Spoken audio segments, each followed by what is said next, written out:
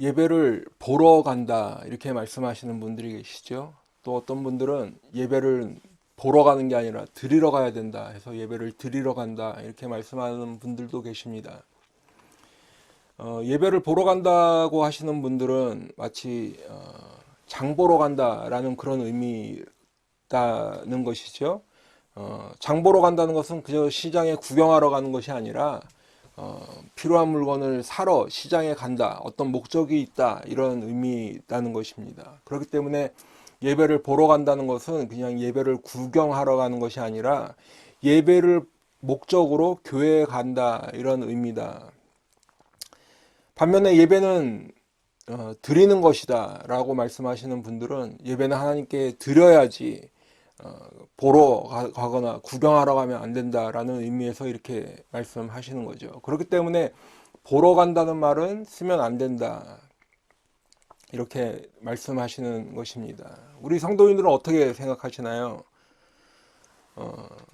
지금 이렇게 말씀을 드리고 있지만 사실 우리가 지금 예배 시간이지요. 그럼에도 불구하고 예배 시간임에도 불구하고 이렇게 말씀을 드리는 이유는 우리가 예배를 본다가 맞냐 아니면 드리는 것이 맞냐 이런 것보다 사실은 더 중요한 것이 있는데 바로 우리가 예배를 드리는 대상이 누구이신가 하는 것입니다. 다른 말로는 우리의 예배를 누가 어떤 분이 받으시는가 하는 것이겠죠. 왜 그런가 하면 만일 우리가 예배를 보든 아니면 예배를 드리든 간에 그 대상이 만일에 우상이라면 그것은 우상 숭배밖에 되지 않는 것입니다. 이스라엘 백성들도 시내산에서 이제 자신들을 홍해를 건너 이끌어낸 그 하나님을 섬기자 하면서 송아지를 만들었죠. 그 사람들의 의미로는 하나님을 섬기자고 하는 것이었지만 그 송아지를 만들었을 때 하나님께서 저 백성이 나를 떠났다라고까지 표현하시고 모세가 결국은 그것 때문에 내려 십계명 받은 거를 깨트리고 하는 그런 일까지 있지 않았습니까? 우리가 예배를 예배를 본다 또는 드린다 어떤 것이 맞냐 이거보다 사실은 더 집중해야 할 것이 있다는 말씀을 드리는데 바로 어느 분에게 예배를 드리고 있는가 우리의 예배의 대상을 바로 깨달아야 한다는 것입니다. 그리고 동시에 우리들이 어떤 마음으로 이 예배에 임하고 있는가 예배에 임하는 우리의 자세 우리의 영적인 상태 우리의 신앙의 자세 이런 것들이 훨씬 더 중요하다는 것이죠. 먼저는 우리가 누구에게 과연 어떤 분께 예배를 드리고 있는가 우리의 예배의 대상이 누구이신가를 한번 살펴볼 텐데 물론 우리 당연히 우리의 예배는 하나님께 드리는 것이죠. 우리 주님께 예배를 드리는 것입니다. 하지만 우리들이 오래 신앙생활을 하다 보면 이제 알지 못하는 사이에 어느덧 예배는 그냥 습관이 되지 않을까 하는 것입니다. 주일이니까 금요일이니까 수요일이니까 또는 그냥 새벽 기도에 가야 하니까 그래서 교회에 와서 앉아 있다가 찬양 시작하면 찬양도 하고 기도하면 그저 좀 눈 감고 헌금 바구니 돌리면 헌금 내고 헌금 바구니 안 돌리면 오늘 돈 굳었다. 설교 시간에는 좀 졸기도 하고 오늘 목사님 설교 괜찮네 오늘 별로네 넥타이는 왜 저런 걸 맸지 뭐 이런 생각들 하다가 예배 끝나면 오늘 뭐 먹을까 뭐 할까 그러다 보면 이제 예배가 끝나고 그런 어떤 습관적인 것이 반복되지 않냐는 것입니다. 그렇기 때문에 예배를 보든 드리든 간에 어떤 단어를 우리가 사용하냐보다 더 중요한 것이 지금 우리가 어떤 하나님께 예배를 드리고 있는가 하는 것입니다. 이것을 깨닫는 것이 매우 중요하다는 것이죠. 여러분 우리가 예배를 드린다고 하면 하나님께서는 우리의 예배를 받아주시겠다라고 하는 것이죠. 그런데 그분이 어떤 분이신가를 우리가 올바로 깨닫는다면 아마도 지금 이 시간이 얼마나 어마어마하고 귀한 시간인지를 알게 될 것입니다. 우리가 예배에 임하는 자세가 달라질 것입니다. 여러분 오늘 본문은 시편 24편의 말씀입니다. 성경학자들은 이 24편의 말씀을 다윗 시대에 하나님의 언약궤가 예루살렘 시온에 들어오던 그때에 대한 말씀이다라고 말을 합니다. 또 어떤 성경학자는 3절 말씀을 근거로 해서 제사장들이 이제 사람들을 예배에 초청하는 그러한 말씀이다라고도 이야기합니다. 또 다른 성경학자들은 다윗이 언제인지는 알 수 없지만 전쟁에서 승리하고 이제 예루살렘에 돌아오는 그때에 대한 말씀이다라고 이야기하는 것이죠. 세 가지 주장 모두 오늘 말씀을 근거로 하고 있기 때문에 지금 어느 것이 맞다 틀리다 이런 말씀을 드리려는 것이 아니라 그 중에서 한 가지 확실한 것이 있는데 바로 말씀 안에서 언약궤가 들어오는 것이라면 그 언약을 주신 하나님을 우리가 만날 수 있고, 또 예배에 초청하는 것이라면 예배를 받아주시는 그 하나님을 우리가 만날 수 있고, 만일 전쟁에서 승리하고 돌아오는 그때의 말씀이라면 전쟁에 승리를 주시는 하나님을 만날 수 있다라는 사실입니다. 그렇기 때문에 오늘 제목도 창조주, 구원자, 영광의 왕이다 이렇게 붙여봤습니다. 여러분, 우리들이 하나님을 부를 수 있는 말들은 사실 수만 가지 말로도 다 표현할 수 없는 그렇게 부족하겠지만, 오늘은 24편 본문을 중심으로 해서 우리가 창조주이신 우리 하나님, 구원자이신 우리 하나님, 영광의 왕이신 우리 하나님, 이렇게 세 가지 부분에서 한번 나눠 보도록 하겠습니다. 우리 하나님은 어떤 하나님이신가를 발견함으로 우리가 은혜를 나누길 원합니다. 그래서 우리 예배를 받으시는 우리 주님, 어떤 주님이신가를 깨닫는 시간 되길 원합니다. 오늘 말씀을 통해서 우리의 심령이 깨어서 과연 우리가 어떤 하나님께 예배를 드리고 있는가, 우리의 예배를 받아주시는 하나님이 얼마나 위대하시고 광대하신 주님이신가를 깨달으시고 예배에 임하는 성도들 되시길 바랍니다. 첫 번째로 우리 예배를 받아주시는 하나님은 어떤 하나님이신가? 하나님은 우주 만물을 지으신 창조주 하나님이십니다. 오늘 본문 1절과 2절 말씀을 보시겠는데요. 땅과 거기에 충만한 것과 세계와 그 가운데 사는 자들은 다 여호와의 것이로다. 여호와께서 그 터를 바다 위에 세우시며 강들 위에 건설하셨도다. 여러분, 지금 성경은 땅과 세계에 있는 모든 것들이 다 여호와의 것, 하나님의 것이라 이렇게 선언하고 있습니다. 왜냐하면 지금 우리 성경은 왜냐하면이 생략되어 있는데, 원어 성경에 보시면 이 2절 앞에 왜냐하면이라는 단어가 있는 것을 볼 수 있는데, 땅과 세계에 충만한 것, 그 안에 사는 모든 생명체, 모든 것들이 다 여호와의 것, 하나님의 것인데, 왜냐하면 하나님께서 그 터를 바다 위에 세우셨고 땅을 강물 위에 건설하셨기 때문입니다. 쉽게 말씀드리면 바로 하나님께서 만드셨기 때문에, 이 우주 만물을 다 만드셨기 때문에 그것이 하나님께서 주인이시다라는 의미이죠. 여러분, 예를 들면 밀가루로 빵을 만들면 그 빵의 주인은 누굽니까? 그 빵을 만드는 제과점 주인이 바로 그 빵의 주인이 되겠죠. 요즘에야 뭐 공장에서 아주 대량으로 빵을 기계로 이렇게 해서 생산해 내겠지만, 예전에 읽었던 동화책 같은 데 나오는 그 빵집 주인을 떠올려 보면 그 밀가루 만들어서 빵을 굽는 그 사람이 주인인 것이죠. 어떤 식재료를 하다가 음식을 만들게 되면 그 음식을 만든 사람이 주인이 되는 것입니다. 그러면 그 빵을 만든 사람, 그 음식을 만든 사람은 다른 사람에게 돈을 받고 팔기도 하고 이렇게 되는 것이죠. 하나님께서는 하늘과 땅과 온 우주와 그 안에 있는 모든 것들, 모든 생명체 다 만드셨습니다. 그렇기 때문에 지금 본문은 그 안에 충만한 것, 그 안에 사는 모든 것들이 하나님의 것이다 이렇게 말씀하고 있습니다. 그리고 하나님께서는 우리 인간들에게 땅에 충만하라, 정복하고 다스리라 말씀하셨었죠. 그런데 오늘 본문은 이 하나님께서 만드셨다라고 하는 그 부분, 수많은 것을 만드셨던 것 중에서 바로 그 터를 바다 위에 세우셨고 강물 위에 건설하셨다는 부분을 더 부각시켜서 하나님께서 창조하셨다는 것을 말씀하고 있는 것입니다. 창세기 1장 9절로 10절에 보시면 하나님이 이르시되 천하의 물이 한 곳으로 모이고 묻이 드러나라 하시니 그대로 되니라. 하나님이 묻을 땅이라 부르시고 모인 물을 바다라 부르시니 하나님이 보시기에 좋았더라. 여러분, 우리 잠시 창세기 1장으로 돌아가셔서 생각해 보시면 하나님께서 천지를 만드시던 그때에 첫째 날에는 빛을 만드셨죠. 둘째 날에는 궁창을 만드셨습니다. 그리고 궁창 아래의 물과 궁창 위의 물로 나누셨다 성경 말씀하고 있습니다.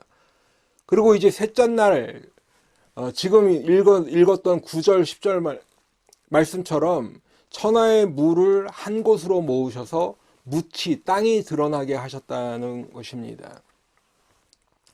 그러니까 세상 사람들이 볼 때는 지금 땅 밑에 어떤 지층이 있고 뭐 핵이 있고 마그마가 있고 무슨 멘틀이 있고 뭐 물이 있고 막 지하수층이 있고 이렇게 돼 있는데, 그리고 바다를 이루는 것은 그저 강물이 흐르고 이렇게 내리는 것이 그냥 자연스럽게 원래 있었던 것인데 이것을 뭘 하나님이 만들었다고 하느냐 이렇게 하겠지만, 성경은 분명히 이 모든 것들을 명확하게 하나님께서 만드셨다라고 명확하게 말씀하고 있는 것입니다. 그렇기 때문에 만드신 분이 주인이시다라는 것이죠. 사도 바울은 오늘 1절 말씀을 고린도전서에서 인용하고 있습니다. 고린도전서에 보시면 이제 그 성도의 자유와 또 덕의 관계를 설명하고 있습니다. 그러면서 시장에서 파는 것들은 양심을 위하여 묻지 말라, 이렇게 묻지 말고 먹으라 이렇게 되어 있는데, 왜냐하면 그 당시 시장에서 파는 고기들 중에는 이방인들이 자기들의 신에게 제사하고 남은 고기들을 이렇게 파는 경우들이 있었기 때문입니다. 그때 이제 성도들이 입장에서 보면 그 고기를 먹는 것이 좀 꺼림직한 거예요. 예전에도 보면 옆집에서 이웃에서 뭐 고사 지냈다고 고사떡 가지고 오면 안 드시는 분들도 계셨거든요. 그런데 지금 사도 바울은 그런 거 묻지 말고 그냥 상관없으니 먹으라라는 것이죠. 우상한테 절한 사람이 잘못된 사람이지 그 고기가 뭐 무슨 잘못이겠느냐, 먹어도 된다 하는 것입니다. 이제 그러면서 그런 여러 가지 자유도 있지만 또 성도의 덕과의 이런 관계들을 설명하면서 오늘 1절 말씀을 인용하고 있습니다. 고린도전서 10장 26절에 보시면 이는 땅과 거기 충만한 것이 주의 것임이라. 그러면 사도 바울만 그랬냐? 하나님께서도 이 부분을 직접 말씀하시는 부분이 성경에 나오는데, 시편 50편 12절에 보시면 내가 가령 주려도 내게 이르지 아니할 것은 세계와 거기에 충만한 것이 내 것임이로다. 여기서 나는 하나님을 말씀하시는 거고 내게는 이스라엘 백성들을 말씀이죠. 주려도라는 것은 배가 고파도, 만일 배가 고파도 너에게 뭐 달라고 안 할 거야. 왜냐하면 세계와 거기에 충만한 것이 다 하나님의 것이기 때문에 그렇다는 것입니다. 이스라엘 백성들이 하나님께 제사를 드리는데 양을 잡고 소를 잡고 이렇게 제사를 드립니다. 그런데 마음은 전혀 하나님께 드려 있지 않으면서도 나 양 잡아 드렸어, 나 오늘 소 잡아서 제사 드렸어 하는 것이지요. 그러면서 마치 내가 드렸기 때문에 하나님께서 드실 수 있는 것처럼 왜곡시켜서 이렇게 말들을 했다는 것이죠. 그렇기 때문에 하나님께서 만일 그런 일도 없겠지만 만일 하나님께서 배가 고프셔도 너에게 밥상 차려오라 이런 소리 안 하신다는 것입니다. 왜냐하면 땅과 거기에 충만한 것이 다 하나님의 것이기 때문입니다. 여러분, 그런데 지금도 이런 생각하는 성도들이 있죠. 내가 헌금하는 것을 자랑합니다. 헌금 좀 하면 어깨에 힘이 잔뜩 들어가 있습니다. 그러면서 마치 적선하듯이 헌금하고 마지못해서 헌금하고 억지로 이렇게 하는 것이지요. 왜 그럴까요? 사실은 모든 것이 하나님의 것인데, 하나님께서 내게 주신 것 때문에 내가 이렇게 살 수 있고 헌금도 하고 하는 것인데, 속으로는 내가 장사 잘해서, 내가 일 잘해서 번 돈이다, 내가 투자 잘해서 번 돈이다, 또는 조상 잘 만나서 내가 이렇게 떵떵거리고 산다, 이런 생각 때문에 그런 것입니다. 그렇기 때문에 조금 헌금해도 아까운 것이지요. 조금 더 하면 생색내는 것입니다. 하지만 오늘 성경은 땅과 거기에 충만한 것과 세계와 그 가운데 사는 자들은 다 여호와의 것이로다 말씀하고 있습니다. 사랑하는 성도 여러분, 우리가 믿는 하나님은 이 세상 모든 만물을 창조하신 창조주 하나님이신 것을 꼭 믿으시길 바랍니다. 여러분, 하나님께서 창조주시다라는 의미는 반대의 의미에서 보면 이 땅의 모든 것들은 다 지음을 받은 피조물이다라는 의미이죠. 그렇기 때문에 지음을 받은 피조물인 우리 인간들은 우리를 지으신 창조주 하나님과의 이 차원이 다를 수밖에 없습니다. 하나님은 스스로 계셔서 이 땅의 모든 것을 지으신 분이고 우리는 지음을 받은 그 중에 하나이기 때문입니다. 그렇기 때문에 하나님께서는 우상 숭배를 금지하시는 이유가 바로 다 지음을 받은 것이기 때문에 그렇습니다. 어떤 사람은 태양을 향해서 절을 하고 어떤 사람은 달을 섬긴다고 합니다. 어떤 사람은 산에 올라가 산을 섬기고 어떤 사람은 나무 앞에 물을 떠놓고 그 나무에 빌기도 하지만 하나님께서 보실 때에는 내가 만들어 놓은 해와 달과 별과 산과 나무 앞에 가서 너희들 뭐 하냐는 것이죠. 보지도 못하고 듣지도 못하고 사람이 옮겨다 놓지 않으면 도무지 움직이지도 못하는 그 목석 앞에서 왜 절하고 있냐는 것입니다.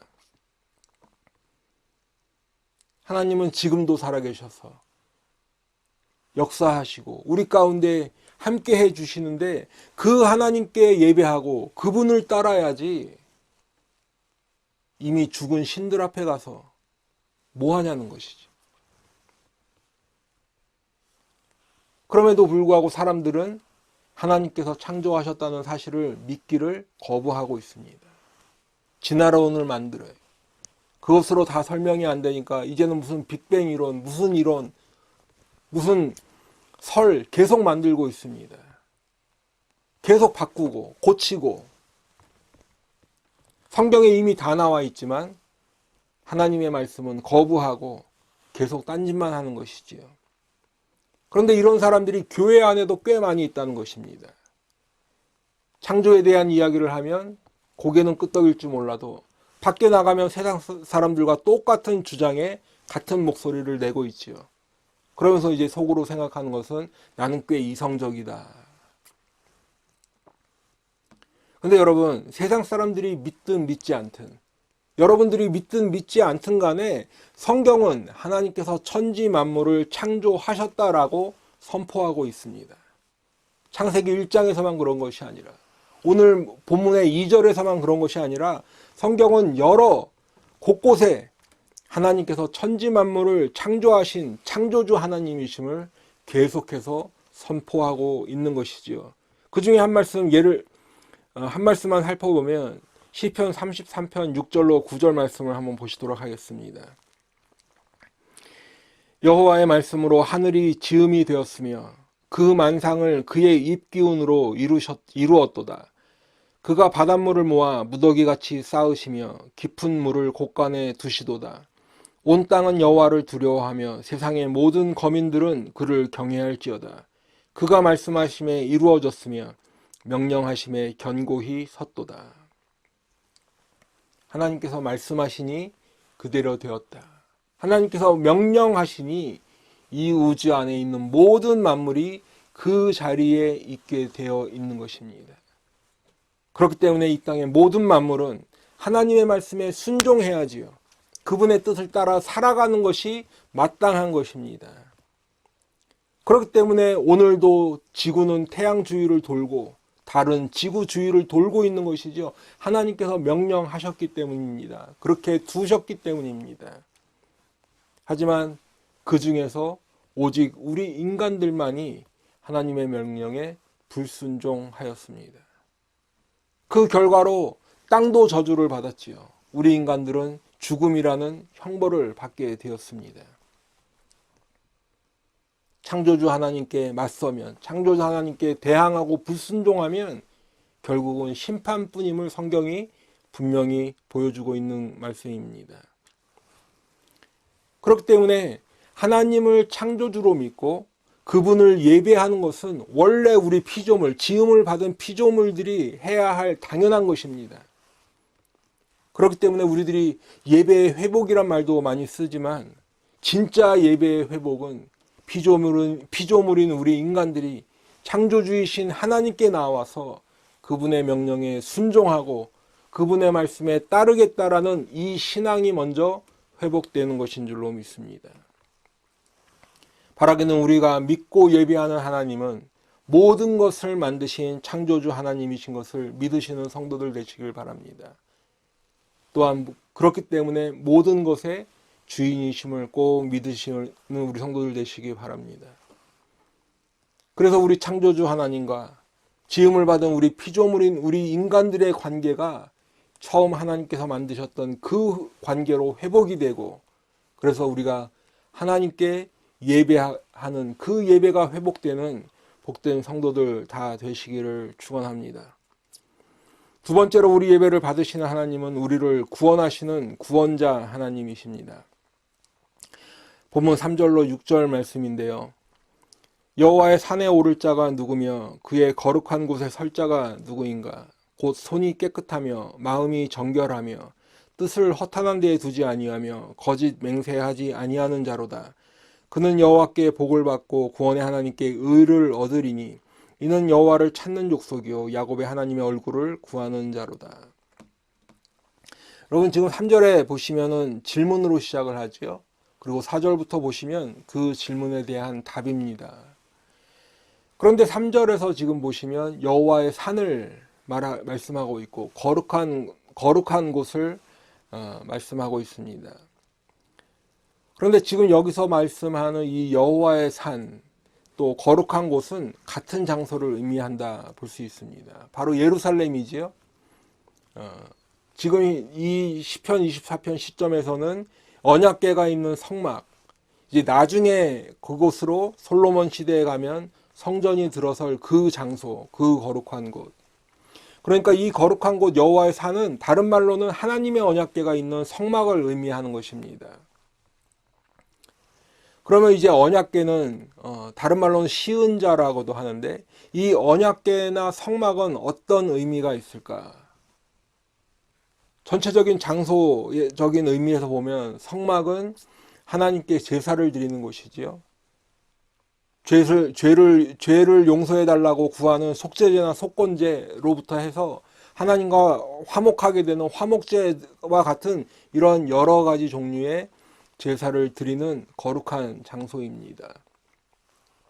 또 언약궤나 시은자는 1년에 한 번 대제사장이 이제 모든 백성들의 죄를 사함받기 위해 그곳에 들어가는 그 지성소 안에 있는 것이 시은자 언약궤입니다.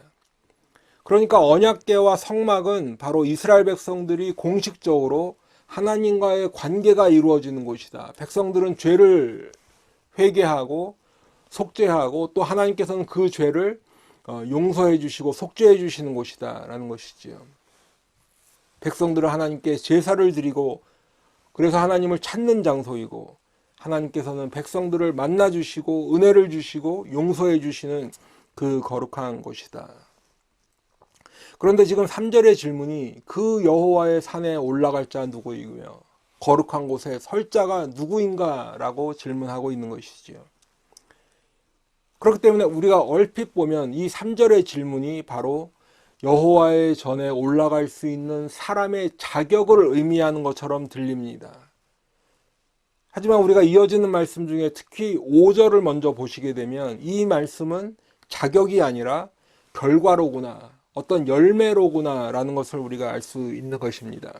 먼저 5절 말씀을 우리가 다시 한번 보시면 그는 여호와께 복을 받고 구원의 하나님께 의를 얻으리니, 지금 여호와께 복을 받는다 말씀했죠. 하나님께 의를 얻는다 말씀하고 있습니다. 그러니까 하나님께서는 복을 주시고, 여기서 말씀하는 복은 이제 우리 성도님들은 세상에 말하는 그런 복이 아니라는 건 다 알고 계실 텐데, 하나님께서는 복을 주시고 또 의를 주시는 분이다. 그러면 그 하나님께서 주시는 복과 의를 받는 사람은 그라고 지금 5절에서 말씀하고 있는데, 여기서 말하는 그 사람은 누구입니까? 바로 여호와의 산에 올라갈 수 있는 자, 거룩한 곳에 설 수 있는 자가 바로 그 사람, 그지요. 그러니까 하나님께서 복을 주시고 의를 주시기 때문에 그 사람이 여호와의 산 거룩한 곳으로 올라가서 하나님께 예배하고, 그래서 하나님과의 관계가 맺어질 수 있다는 것입니다. 그런데 하나님께서 주시는 한 가지가 더 있는데, 복과 의뿐만 아니라 그것은 구원을 주시는 하나님이시라는 것입니다. 지금 보셨던 5절 말씀에서 보시면 구원의 하나님께서 의를 주신다 했죠. 구원의 하나님. 여러분, 구원의 하나님이라는 것은 바로 구원을 주시는 하나님이라는 의미이죠. 하나님께서 구원을 주신다라는 의미입니다. 그러니까 조금 더 풀어서 말씀을 드리면, 하나님께서는 우리들에게 복을 주신다, 의를 주신다, 그리고 구원을 주신다. 하나님께서 그렇게 해주신다는 것이죠. 그러니까 복을 주시고 의를 주시고 구원을 주신다라는 것은 결국에는 같은 의미라는 것입니다. 이사야서 43장 12절 말씀해 보시면, 나 곧 나는 여호와라, 나 외에 구원자가 없느니라. 사도행전 4장 12절 말씀에도 보시면, 다른 이로서는 구원을 받을 수 없나니 천하 사람 중에 구원을 받을 만한 다른 이름을 우리에게 주신 일이 없음이라 하였더라. 사랑하는 성도 여러분, 오직 우리 하나님만이 우리의 구원자이심을 믿으시기 바랍니다. 오직 예수 그리스도만이 우리를 구원하시는 주님이심을 꼭 믿으시길 바랍니다. 다른 이름은 없는 거예요. 다른 신도 줄 수가 없는 것이. 왜 그렇습니까? 여러분, 어떤 사람들은 간혹 이런 말씀들을 하세요. 어느 길로 올라가든 모두 다 한 정상에서 만나는 거 아닙니까? 그러니 꼭 교회에 나와야 됩니까? 꼭 예수를 믿어야 됩니까? 다른 신은 안 되나요? 그거에 대한 그 질문에 대한 답변은 아닙니다. 노입니다. 조금 전에도 말씀을 드렸지만, 구원을 주실 수 있는 분은 구원을 주실 수 있는 구원은 바로 만드신 분만이 줄 수 있다, 이렇게 생각을 해보시기 바랍니다. 어느 길로 올라가든 다 같이 한 정상에서 만나는 것이 아니라, 다른 신을 섬기는 사람들은 아예 다른 산에서 왔다 갔다 하시는 것이죠. 아예 번지수가 다르다는 말입니다. 여러분, 동네 뒷산에 눈이 쌓여 있다고 해서 그곳에 올라갔다고 해서 저 만년설이 있는 히말라야 에베레스트와 똑같다고 볼 수 있습니까? 산에 눈이 쌓여 있는데요, 똑같이? 아예 번지수가 다른 것이지요. 하나님 외에 다른 신은 없고 오직 우리 주님만이 우리에게 구원을 주시는 구원의 하나님이심을 믿으시길 바랍니다. 그러면 이렇게 하나님께 복을 받고 의를 얻고 구원을 받은 성도들은 어떤 모습을 보일까? 조금 전에 자격이 아니라 결과라고 말씀을 드렸는데, 4절에 보시면, 곧 손이 깨끗하며 마음이 청결하며 뜻을 허탄한 데에 두지 아니하며 거짓 맹세하지 아니하는 자로다. 6절에도 이어서 보시면, 이는 여호와를 찾는 족속이요 야곱의 하나님의 얼굴을 구하는 자로다. 여러분, 손이 깨끗하다 하고 있습니다. 손이 깨끗하다라는 것은 다른 말로는 악을 행하지 않는다는 것이죠. 여러분, 사람이 죄를 지을 때 눈으로 보는 것에서 시작하겠지요. 귀로 듣는 것, 또는 입으로 말하는 것, 아니면 내 안에 있는 생각, 이런 것들로부터 시작이 될 것입니다. 그러면 그 눈으로 보고 귀로 듣고 마음으로 생각한 것들을 행하는 것은 대부분 손이 하고 있다는 것입니다. 다른 사람의 물건을 훔쳐도 손이 하는 것이죠. 다른 사람을 때려도 손이 하고 있습니다. 심지어 사람을 죽이는 것도 손이 하는 것입니다. 그렇기 때문에 손이 깨끗하다라는 것은 악을 행하지 않는다는 것을 비유적으로 이렇게 말씀하고 있는 것이죠. 그러니까 손이 깨끗하다라는 것은 악을 행하지 않는데, 더 나아가서 보면 단순히 악을 행하지 않는 것을 넘어서서 오히려 선을 베풀고 다른 사람을 섬기고 하는 것에까지 이르게 된다라는 것이죠. 하나님을 섬기고 형제 자매를 섬기고 또 그 손을 펴서 믿지 않는 영혼들에게 하나님을 가리키는, 우리 주님께로 향해야 한다라고 하는 이 손, 창조주 하나님, 구원의 하나님을 가리키는 손이 되는 것입니다. 그것이 손이 깨끗하다. 마음이 청결하다도 같은 맥락에서 보면 악을 행하지 않는 마음이 되겠죠.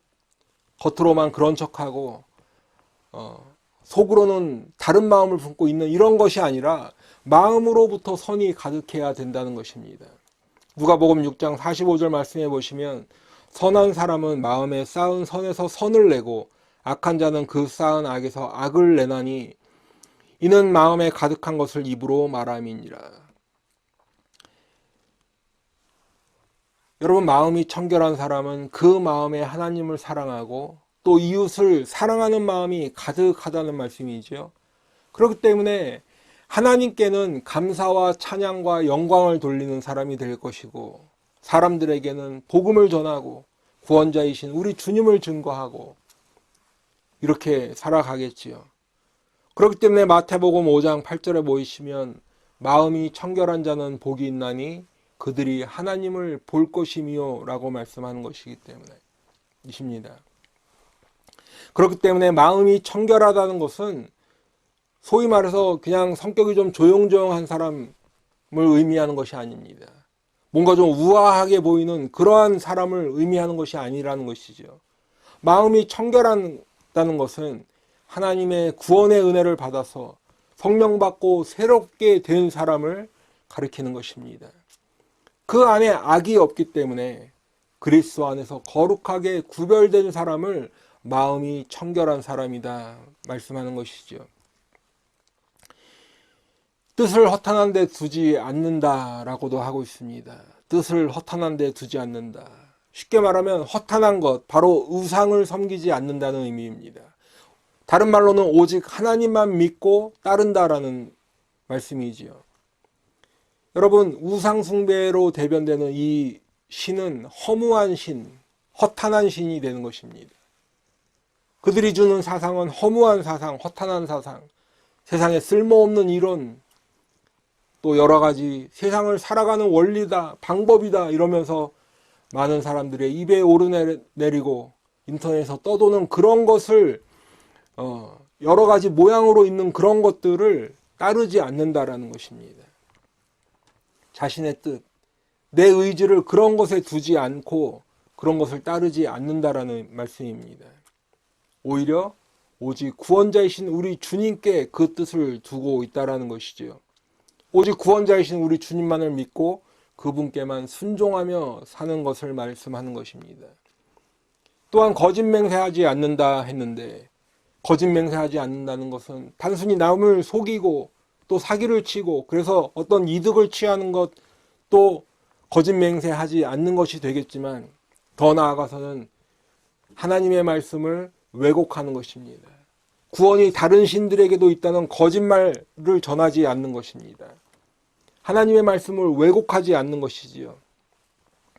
여러분, 성경에 보면 사탄 마귀도 하나님의 말씀을 왜곡시켜서 하와를 꾀었습니다. 하나님께서 진짜 동산에 있는 모든 나무의 열매를 먹지 말라고 하셨어. 거짓말이었습니다.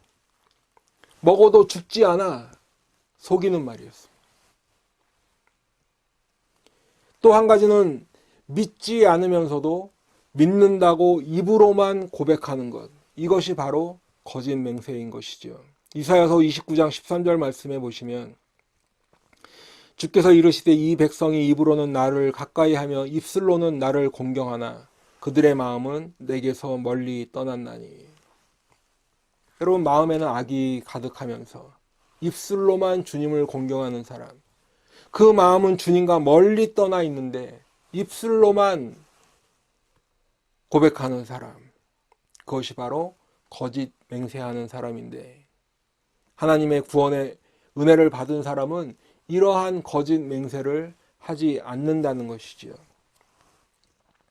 그렇기 때문에 구원을 주시는 하나님께 복을 받고 의를 얻은 사람은 조금 전에 보셨던 6절 말씀에서와 같이 여호와를 찾는 사람이 되는 것입니다. 오직 하나님의 얼굴만을 구하는 사람인 것입니다. 왜냐하면 주님의 얼굴이 우리를 향할 때에야 비로소 우리 안에 평안이 있고 기쁨이 있기 때문에 그렇습니다.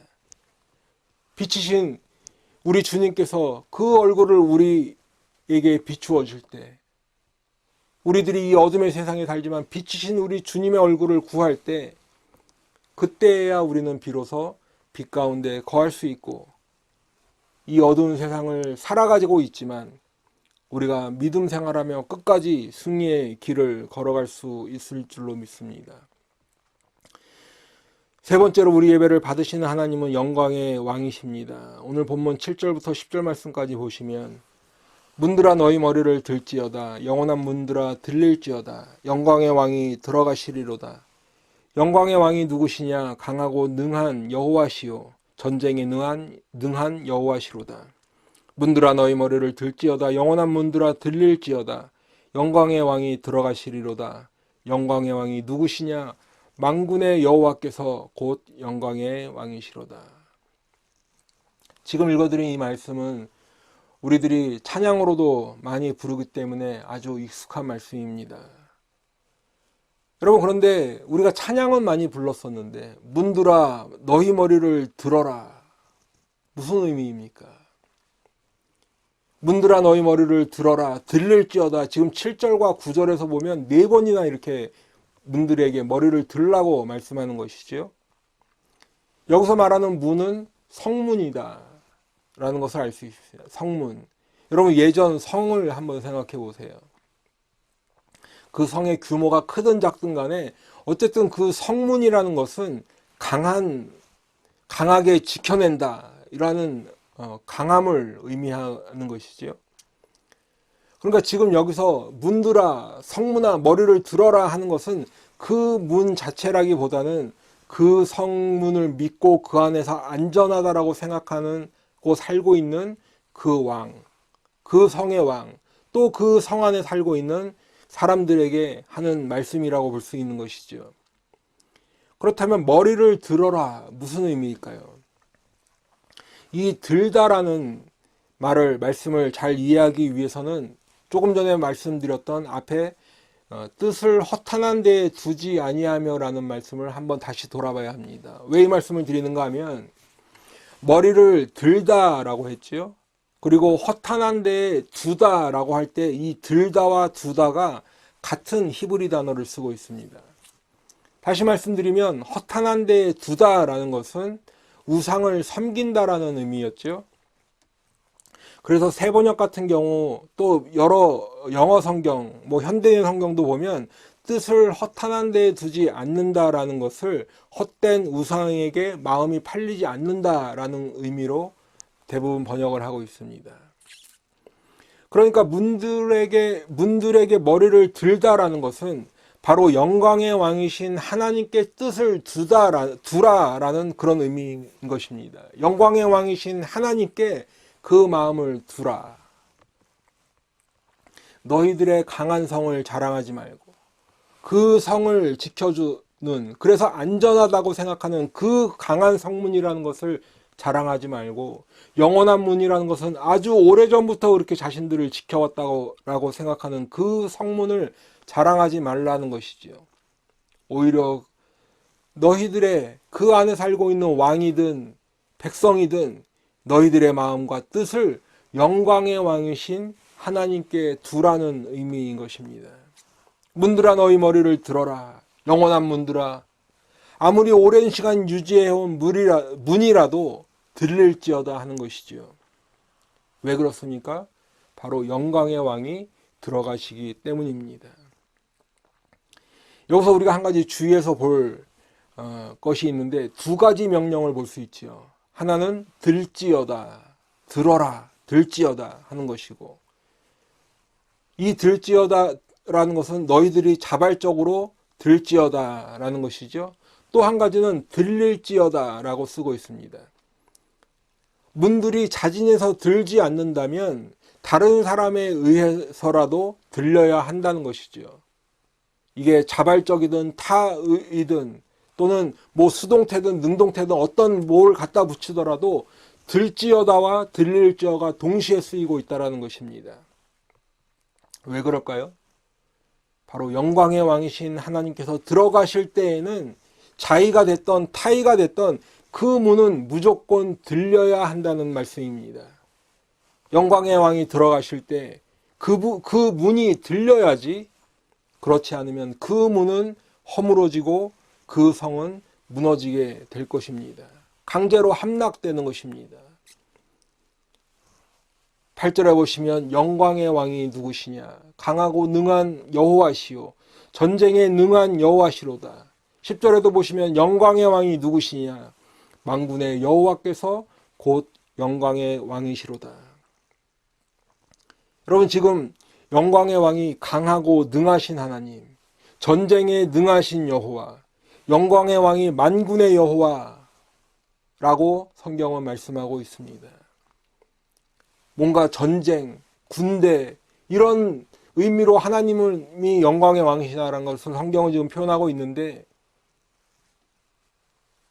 여보세요, 거기 혹시 누구 있으면 문 좀 열어주실 수 있을까요? 라는 그러한 의미가 아니라, 예전 같으면 아주 큰 목소리로 일어나라, 문을 열어라 하는 것처럼 그 문으로 대표되는 모든 왕들과 그 백성들이 강하고 능한 여호와, 전쟁에 능한 하나님, 만군의 여호와 영광의 왕께 그 마음과 뜻을 두고 그분께 순종하며 문을 열으라는 명령을 하고 있는 것입니다. 여러분, 그렇기 때문에 이 말씀은 마지막 날 영광으로 오셔서 온 세상을 심판하시는 우리 주님을 보여주는 말씀인 것이지요. 마태복음 16장 27절에 보시면 인자가 아버지의 영광으로 그 천사들과 함께 오리니 그때 각 사람이 행한 대로 갚으리라. 마태복음 25장 31절 말씀에도 보시면 인자가 자기 영광으로 모든 천사와 함께 올 때에 자기 영광의 보좌에 앉으리니. 여러분, 예수님께서 처음 이 땅에 오셨을 때에는 우리들을 위해, 우리들의 죄를 사하시기 위해, 우리들을 죄에서 구원하시기 위해 이 땅에 오셨습니다. 그렇기 때문에 창세전부터 아버지와 함께 가졌던 영화를 가지신 주님께서 하나님과 동등됨을 취할 것을 여기지 아니하시고 이 땅에 오신 것이지요. 빌립보서 2장 8절에 보시면 사람의 모양으로 나타나사 자기를 낮추시고 죽기까지 복종하셨으니 곧 십자가에 죽으심이라 말씀하고 있습니다. 하지만 다시 오실 우리 주님은 십자가에서 죽으시는 고난의 주님이 아니라 세상을 심판하실 심판의 주님, 영광의 주님으로 다시 오시는 것입니다. 그렇기 때문에 그 문은 들려야 합니다. 내가 들리든 다른 사람에 의해서 들려지든 그 문은 들려야 합니다. 아무리 영원한 문이라고 자부해도 그 문은 들려야 합니다. 영광의 왕이 들어가시기 때문입니다. 영광의 왕이 누구시냐? 만군의 여호와께서 곧 영광의 왕이시로다. 여러분, 요한계시록 19장 16절 말씀에 보면 그 옷과 그 다리에 이름을 쓴 것이 있으니 만왕의 왕이요 만주의 주라 하였더라. 바로 우리 주님께서 문들에게 들릴지어다 명령하시는 만왕의 왕, 만주의 주, 영광의 왕이신 우리 주님이십니다.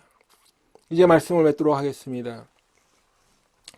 여러분, 오늘은 우리가 믿고 섬기고 예배를 드리는 하나님, 우리의 예배를 받으시는 하나님은 어떤 하나님이신가 은혜를 함께 나누었습니다. 우리 하나님은 온 우주와 그 안에 있는 모든 만물을 만드신 창조주 하나님이십니다.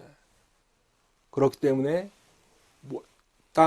땅에 충만함과 거기에 사는 모든 것들이 다 여호와의 것이지요. 또한 우리에게 예수 믿고 영생을 얻는 복을 주시고 죄인들을 의롭다 불러주시는 구원의 하나님이십니다. 우리 하나님은 우리들을 구원하시는 구원의 하나님이십니다. 또한 우리 하나님은 마지막 날 영광의 왕으로 오셔서 세상을 심판하시는 영광의 왕이신 하나님을 나누었습니다. 그런데 창조주 하나님, 구원자 하나님, 영광의 왕이신 하나님은 사실은 성경 전체에 걸쳐서 역사하시는 하나님을 우리에게 보여주고 있는 것이지요. 하나님께서 창조하셨습니다. 태초에 천지 만물을 창조하셨는데 보시기에 좋았더라 여겼지만 우리 인생들은 이내 하나님께 불순종하고 에덴에서 쫓겨났습니다. 죽음과 멸망이 우리들의 결말이 되었습니다. 하지만 하나님께서는 독생자 예수를 이 땅에 보내주셨습니다. 우리들을 살리시기 위해, 우리들을 우리의 죄에서 구원하시기 위해 십자가에서 죽게 하셨습니다. 그리고 이제 마지막 날 영광의 왕으로 다시 오셔서 이 세상 만물 모든 것들을 심판하실 것입니다. 그런데 성경에 보니까 우리 믿는 성도들이 우리의 죄에서 구원해 주신 것만도 감사한 일인데 우리가 구원받을 뿐만 아니라 영광도 받게 해 주시겠다고 약속하고 있습니다. 어떻게 우리들도 그 주님의 영광을 함께 받을 수 있을까요? 그 답이 로마서 8장 17절 말씀에 있는데 오늘 그 말씀을 읽어드리면서 이제 마치도록 하겠습니다. 자녀이면 또한 상속자, 곧 하나님의 상속자요. 그리스도와 함께 한 상속자니 우리가 그와 함께 영광을 받기 위하여 고난도 함께 받아야 할 것이니라. 기도하겠습니다.